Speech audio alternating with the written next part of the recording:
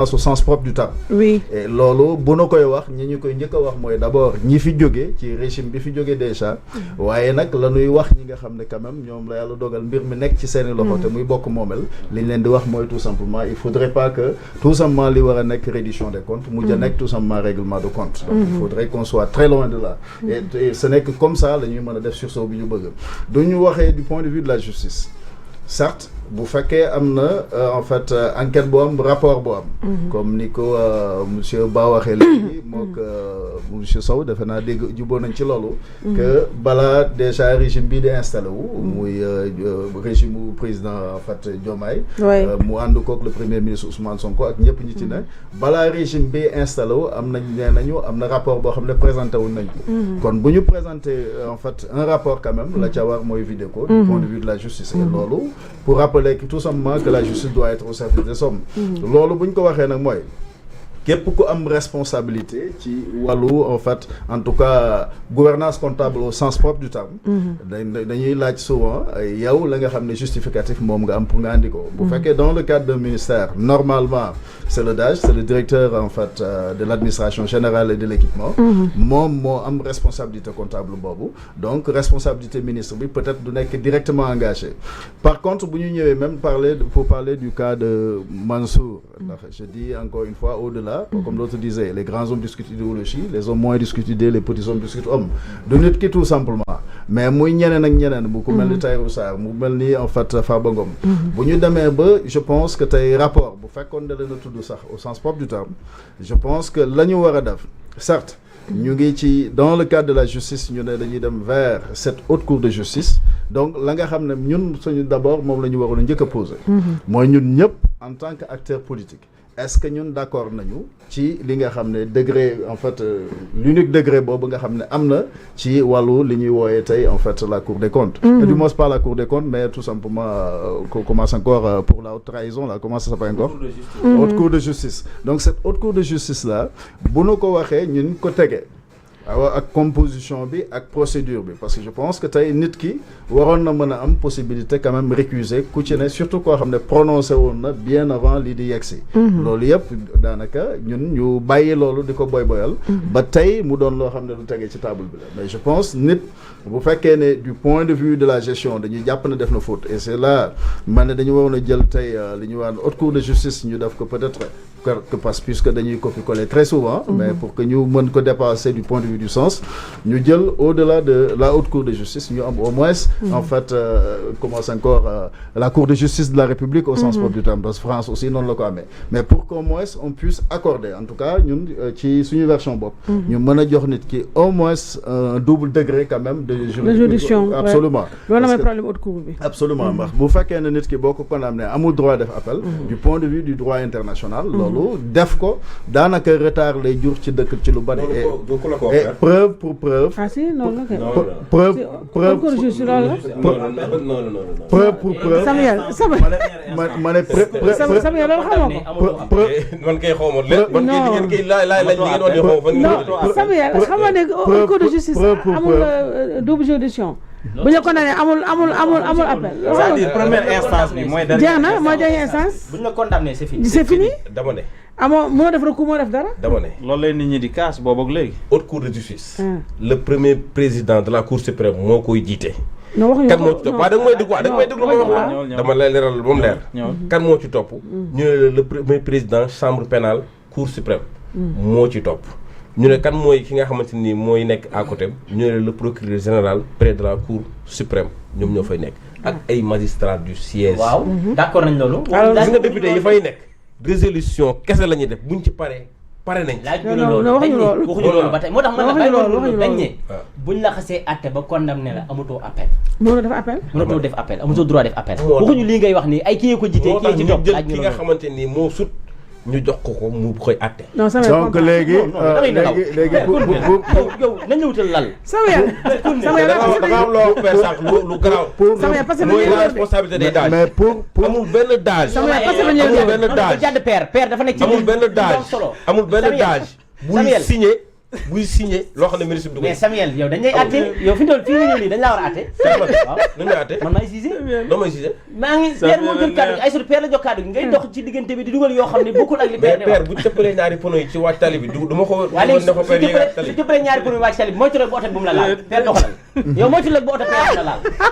père demal. Absolument. Et juste pour... c'est pas possible. Oui, mais c'est bien, hein, des fois. Bon, et je comprends. Et parce... Non, maay buuram. Père bu ngeen wàcc tali bi dama naa ko yéegaatal kaw tali bi père.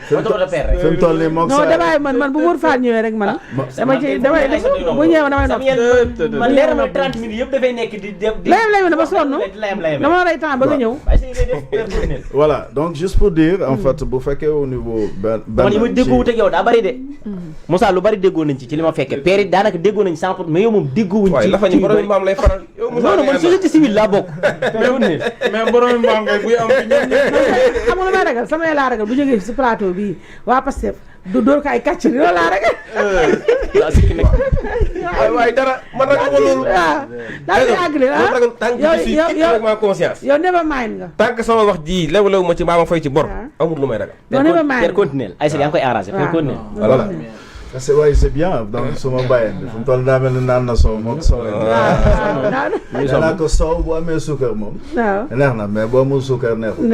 donc boo amul suukar baal waaye bu amee suukar fa bal dégg nga fa baal ak laay ndeysaan donc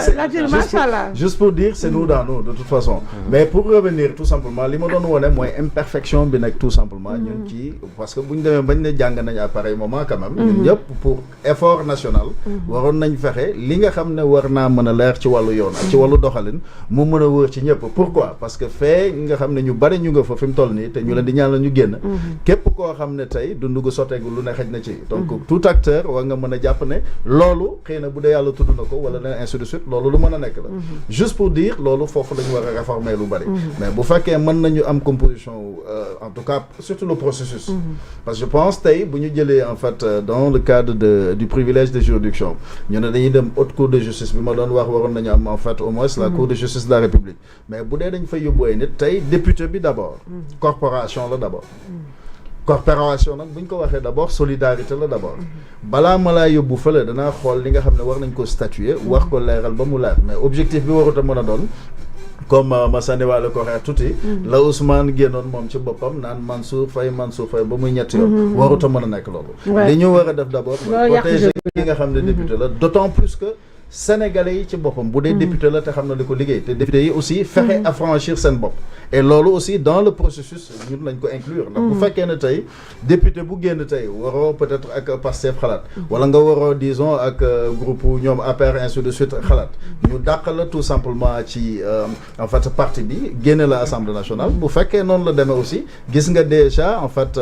plus ou moins l'épée de Damoclès bi nga xam ne ñu ngi koy teg ci kaw nit ñi juste pour dire war nañu xool d'abord ci doxalin bi ci cadre justice bi ñu ñuy jàppe nit ñi afin que tey en fait la détention préventive war a mën a nekk exception mais juste pour dire tey boo amee des gens yoo xam ne dans le cadre de la loi mën nga leen tey en fait rapport épinglé na leen plus ou moins wala tudd na leen en tout cas boo leen dégloo tey la première chose bi nga xam ne da nga koy def jox ko garantie ñi nga xam ne mooy les investisseurs mooy d'abord nga respecter ce qu'on appelle tout simplement la garantie de représentation pourquoi parce que pour ëllëgee keneen mën a xalaat ne d'abord surtout dans le cadre des affaires ne tey bu amoon problème Sénégal jàpp na ne garantie de représentation mën na ko tere dem kaso d'autant plus que jugement définitif amagul bu fekkee ne jugement définitif am na loolu on peut parler d'autres choses mais je pense nit bu dee tey dañu toog ñu ne téléphone bii moo fi réer ainsi de suite man a xam naa certainement suma jaam yi la waaye bu fekkee ne du ñoom te du man du faaleen bi te xam naa du ko doon du doon yow donc léegi damay obligé teg fii ñu ne ñaata la ñu ne 200 000 ma ne léegi bàyyil ma teg 200 000 comme garantie ma mën a doxi li may doxee liberté 6 bu ko defee fii yëpp ngeen di seet bu fekkee ne dafa mel ni ci man la réere wala déet ñu xam waaye bu fekkee feeñ na ci diggante bi wala feneen la keneen moo am responsabilité en tout cas ñu delloo ma tout simplement su may 200 000 pour que ce soit réglé donc tey la ñu waroon na dem daal en tout cas bokk na ci ñu respecter tout simplement en fait liberté bi nga xam ne moo war a nekk règle bi au sens propre du terme ku teg nag garantie de représentation su sàmmoon teg loolu mais pourvu que ñun ñëpp que nous puissions ensemble ensemble ñu jéem a xool comment faire quand même pour ñu waxtaan pour que tout simplement ñu mën a recoller les morceaux parce qu'il s'agit de ça, il s'agit de bonne foi parce que comme je dis souvent la justice doit être au service des hommes kii mu ngi koy wax léegi sang bi Fall bi muy wax 5 milliards tey bu ëllëgee ku mu neex wala je donne l'exemple des impôts et domaines amul fenn foo xam ne ci wàllu ENA boo jógee ENA parce que man je suis enseignant formateur en management mais business administration au sens propre du terme mais tey boo fa jógee am na fenn fu ñu bind en tout cas constitutionnellement parlant ne am nga droit au nom d'un syndicat ay nit di séddoo ay terrain des histoires comme ça donc pour un rien mën nga jàpp ku ne bu ëllëgee maanaam pour enrichissement illicite quel que soit le cas mais loolu ñuy wax manque de double degré boobu am ci en fait plus ou moins ci haute cour bi xaal ma ñëw loolu la ñu vivre tout simplement dans le cas de Karim Wade ba ñuy wax Karim Wade la mu waxoon mooy crier faux yaa faux pourquoi dès l'instant que le droit international reconnaître ko et bu loola jàllee effort yi ngay def ci lu bari et Sénégal ci boppam li mu mérite d'abord qu'on conserve d'abord les acquis démocratiques parce que comme je dis souvent effectivement la préservation et l'amélioration des acquis démocratiques et républicains dans un pays exige que les uns gagnent avec humilité mais surtout qu'ils permettent aux autres de perdre avec honneur fii jàmbaar amu fi askan wi mooy dénkaane ki bëgg a tabax nag da ngay xam ne non seulement am nga Sénégalais yëpp en tant que comme ressources humaines mais surtout am nga le capital en fait humain Sénégal bu ñu toogee ñu ne la tey dëkk bi dafa tàggatémbe pendant que ñu am pétrole gaz mais je pense que li ñu waroon def appel boobu ñu doon wax appel à candidature enquête de moralité des histoires comme ça nous avons des Sénégalais en tout cas qui ont déjà la prédisposition et la disposition à travers le monde entier fu ñu mën a féete parce que Sénégal mooy parti bi nu bokk dafa mel ni ñu ne woote nañu dialogue dañu woote Sénégal moo woote Sénégal bu woote nag muy bokk moo mel ku ci ne